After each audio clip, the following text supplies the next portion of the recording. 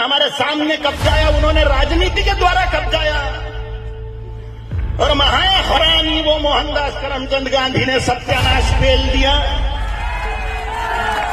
वो नाथुराम गोडसे जी को नमस्कार है,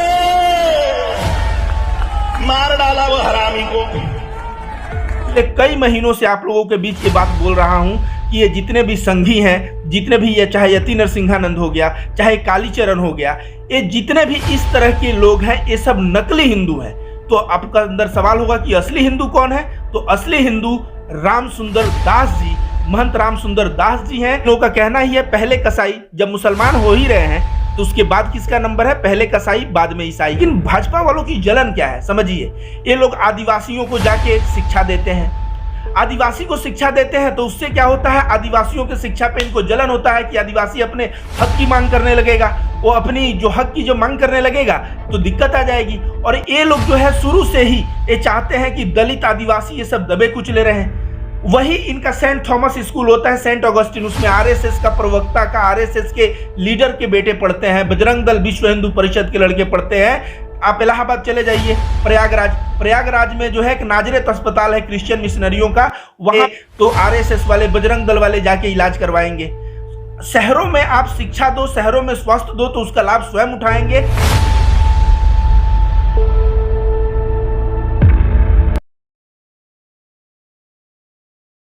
नमस्कार दोस्तों आज हमारे साथ सामाजिक कार्यकर्ता रविकांत भारती जी मौजूद हैं और आज हम इनसे बात करेंगे कि जिस प्रकार से देश में जगह जगह धर्म संसद हो रही है, कहीं क्रिश्चियनों के जो धर्म स्थल हैं जिसे हम चर्च कहते हैं, वहाँ पर जा कर के ईसाइयों के प्रभु यीशु की मूर्ति तोड़ दी जा रही है। और अभी हाल में ही कल की ही घटना है, छत्तीसगढ़ में जिस प्रकार से एक धर्म संसद का आयोजन किया जाता है और वहाँ पर महात्मा गांधी के बारे में अपशब्द बोले जाते हैं, असंवैधानिक बातें बोले जाते हैं। इसके ऊपर सामाजिक कार्यकर्ता रविकांत भारती क्या सोचते हैं, आइए हम उनसे उनकी राय जानते हैं।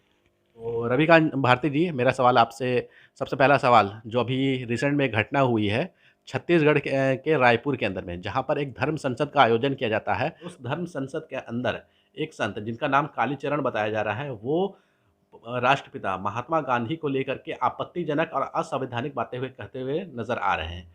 वहीं उसी धर्म संसद के अंदर एक और महंत रामदास सुंदर जी हैं, जिन्होंने उस धर्म संसद से ही खुद को अलग कर लिया है।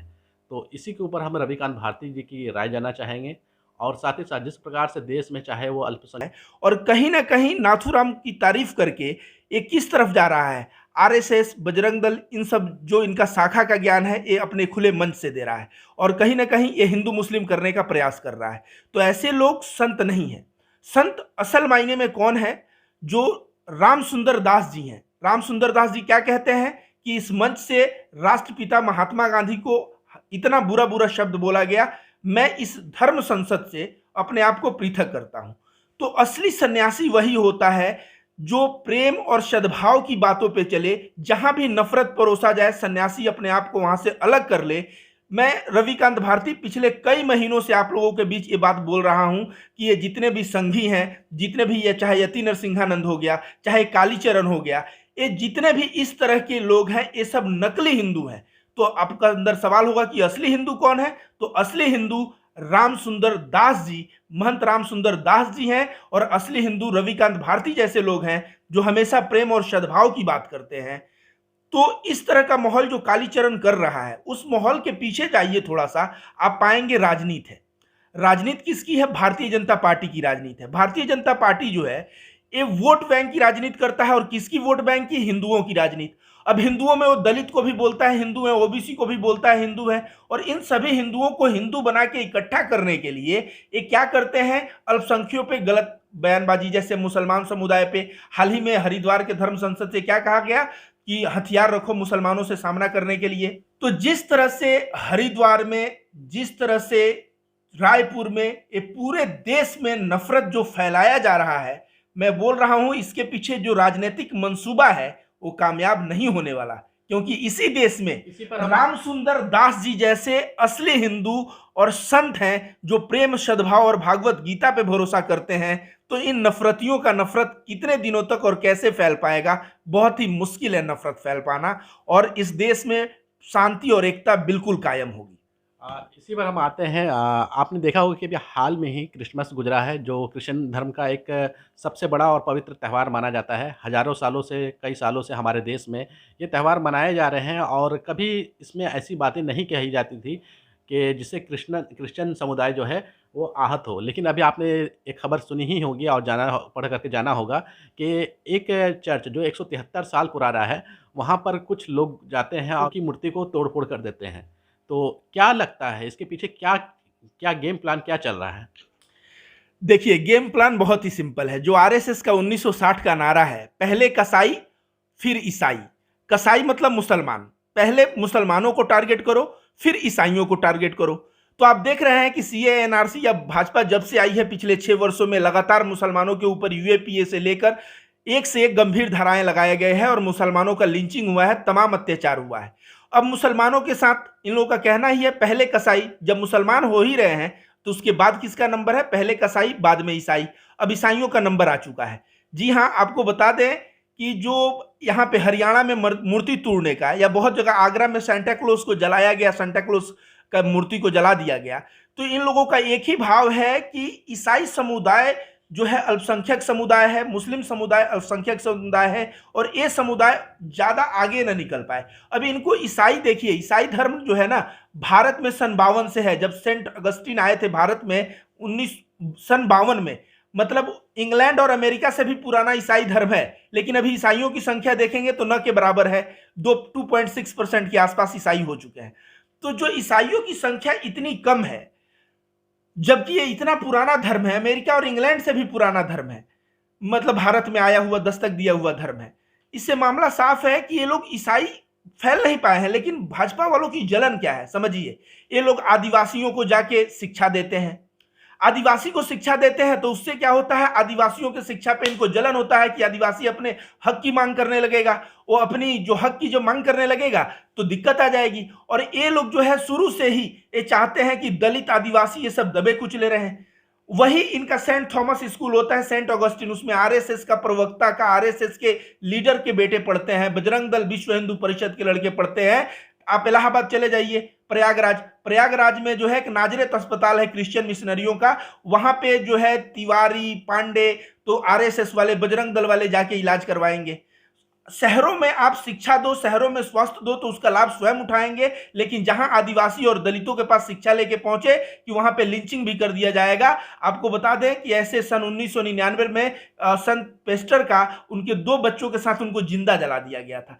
तो कहने का मतलब है कि आज जो सांता क्लॉज जलाया जा रहा है, आज जो ईसा मसीह का मूर्ति तोड़ा जा रहा है, समझ जाइए कि बीजेपी आने के ताक में ये लोग थे, मुसलमानों के टारगेट कर रहे थे। और इनका जो आरएसएस का नारा था, पहले कसाई अब ईसाई, वो अब ईसाइयों पे भी आ रहे हैं। और अल्पसंख्यक सही मायने में आरएसएस की यही आइडियोलॉजी है कि पहले मुसलमान फिर अल्पसंख्यकों को समाप्त करो, समाप्त करने के बाद दलितों को सप्रेस करो, दलितों को सप्रेस करने के बाद महिलाओं की आजादी छीनो, और महिलाओं की आजादी छीनने के बाद जिस तरह का ये लोग समाज की परिकल्पना करते हैं उस तरह का समाज का ये लोग निर्माण करना चाहते हैं। क्रिश्चियंस जो हैं, जो अपना 25 दिसंबर या बड़ा दिन कह लीजिए या क्रिसमस डे जो मनाते हैं, उसमें करते क्या है? उसमें केक काटते हैं।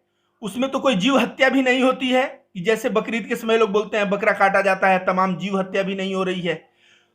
हालांकि बकरीद से ज्यादा होली में जीव हत्या होती है, आपको पता होगा। तो जीव हत्या भी नहीं हो रही है, उसमें लोग शांति से जुटते हैं, केक कर रहे हैं, न ज्यादा शोर शराबा कर रहे हैं, न ही हथियार लेके कोई प्रदर्शन कर रहे हैं। तो भारत के संविधान के अनुसार जो है हर एक लोगों को बराबरी का हक है। और यहाँ पे जब ये लोग इतने शांतिपूर्ण ढंग से मना रहे हैं तो पता नहीं इससे संघियों को, आरएसएस लोगों को क्या तकलीफ है। तकलीफ उनको इसलिए है क्योंकि ये जानते हैं कि ये क्रिश्चियन आगे जाएंगे तो शिक्षा और दे देंगे दलितों को, आदिवासियों को। परिणाम स्वरूप जो है दलित अपने अधिकारों की मांग करने लगेगा, आदिवासी अपने अधिकारों की मांग करने लगेगा। और इसलिए जो है ये लोग अभी ईसाइयों को टारगेट कर रहे हैं। आपने अभी अपने बयान में कहा कि पिछले कई सालों में लगातार ऐसी घटना आपको देखने को मिली है कि जो भी आवाज़ उठाता है उसके ऊपर एनएसए, यूएपीए और गंभीर धाराओं में मुकदमा दर्ज करके उनके खिलाफ कार्रवाई की जाती है। तो आप भी लगातार सोशल मीडिया पर सक्रिय रह रहे हैं, इन बातों को लेकर के आप लगातार सरकार की आलोचना और ऐसे नफरती लोगों की आलोचना करते रहते हैं। तो क्या आपको डर नहीं लग रहा है कि ये कार्रवाई आपके ऊपर भी हो सकती है, आपके ऊपर भी यूएपीए, एनएसए लगाया जा सकता है? देखिए, मैं जानता हूं कि लगाया जा सकता है, लेकिन डरता नहीं हूं, और डरता इसलिए नहीं हूं क्योंकि अगर हम सच जान के भी चुप रहें तो उससे अच्छा है कि हम जेल में रहें। मेरे आत्मा ये अलाउ ही नहीं करेगा कि हम सच जान के बातों को उठाए नहीं। मैं इसलिए बातों को उठाता हूं क्योंकि मेरा दिल कहता है। इसके लिए मुझे जेल रहना पड़े, बाहर रहना पड़े, ये मेरे लिए मैटर नहीं करता। और आप जैसे उमर खालिद हो गए और तमाम जैसे संजीव भट्ट हो गए, तमाम लोगों को गंभीर से गंभीर धारा में भारतीय जनता पार्टी की सरकार जब से आई है, इन लोगों को अंदर किया जा रहा है। और जबकि एक से एक नफरती जो हरिद्वार धर्म संसद और तमाम जगह से हिंसा परोस रहे हैं, हिंसा को बढ़ावा दे रहे हैं, उन लोगों के ऊपर कोई एक्शन नहीं लिया जा रहा है।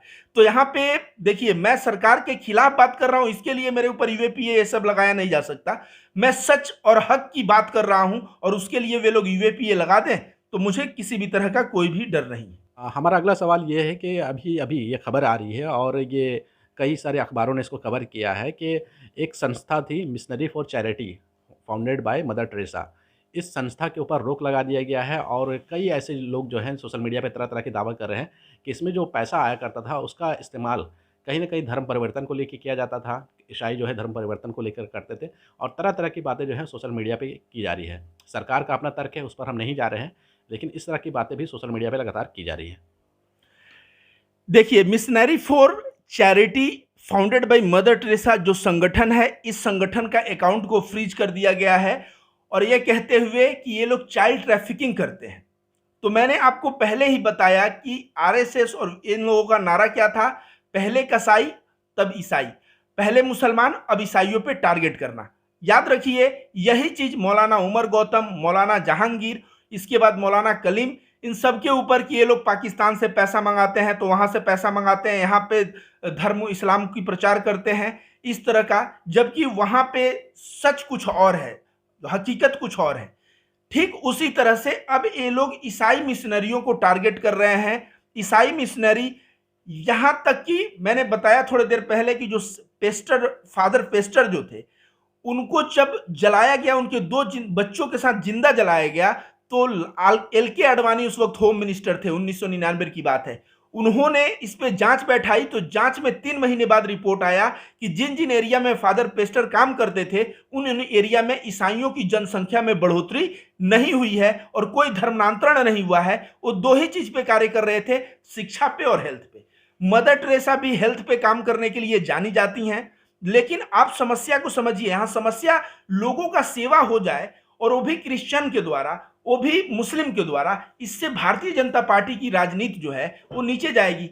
इसलिए ये चाहेंगे कि सारे के सारे जो इस तरह के मिशनरीज हैं, जो लोगों का कल्याण कर रहे हैं, लोगों को शिक्षा दे रहे हैं, उनके हेल्थ पे काम कर रहे हैं, इन चीजों, अनाथालय में पैसा दे के काम कर रहे हैं, इन चीजों को बंद करके वहां पे शुरू क्या हो, वहां पे संघ के द्वारा जो है कोई सेवा शुरू हो, और यही कार्य को ये लोग अंजाम देने में लगे हुए हैं।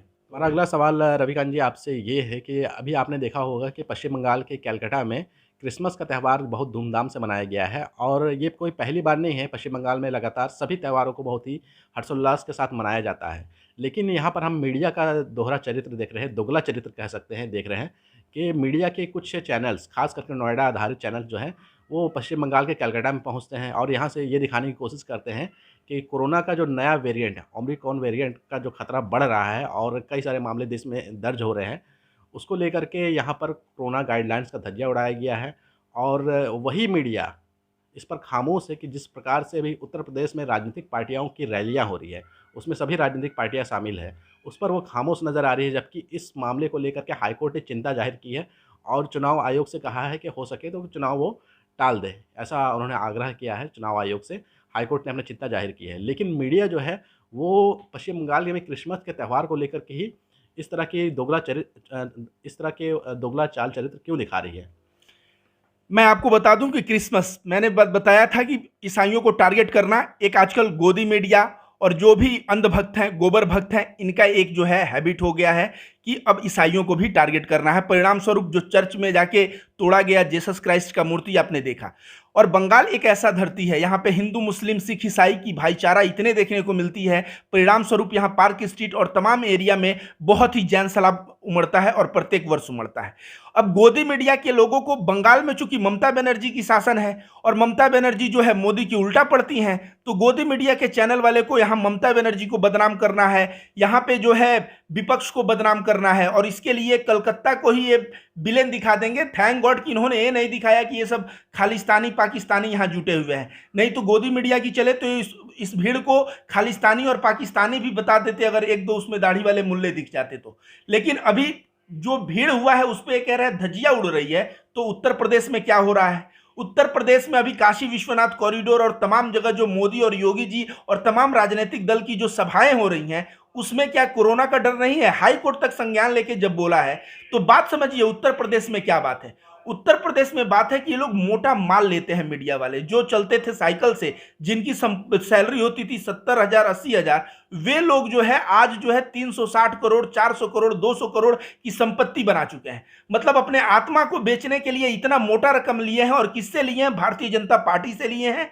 अब इनको जो है ममता में दोष दिखाई देगा, प्रियंका के मैराथन में ओमरिकॉन का खतरा दिखाई देगा, अखिलेश यादव की रैली में ओमरिकॉन की खतरा दिखाई देगा, रात को ये लोग नाइट कर्फ्यू भी लगा देंगे। लेकिन जब योगी और मोदी बोलेंगे तब वहां पे क्या दिखाया जाएगा? योगी मोदी के भाषण के साथ गोदी मीडिया दिखाएगा नीचे कि इतने लोगों को मोदी जी ने वैक्सीन दिलवा दिया, योगी जी ने वैक्सीन दिलवा दिया। तो ये सही मायने में मीडिया का दोगला चरित्र है, जो एक पार्टी विशेष से मोटा माल लेके हर एक तरह से उसकी मार्केटिंग उसका प्रचार करने में लगा है ताकि लोगों के दिमाग में मार्केटिंग करके ये बसा दे और बसाने के बाद जो है उनका वोट खींच ले। याद रखिए हम लोगों के टैक्स के पैसे का उपयोग जो है हम ही लोगों का दोहन करने में हो रहा है। ये मीडिया जो गोदी मीडिया जो सरकार जो है गोदी मीडिया को फंड कहां से एलोकेट करती है? टैक्स का पैसा।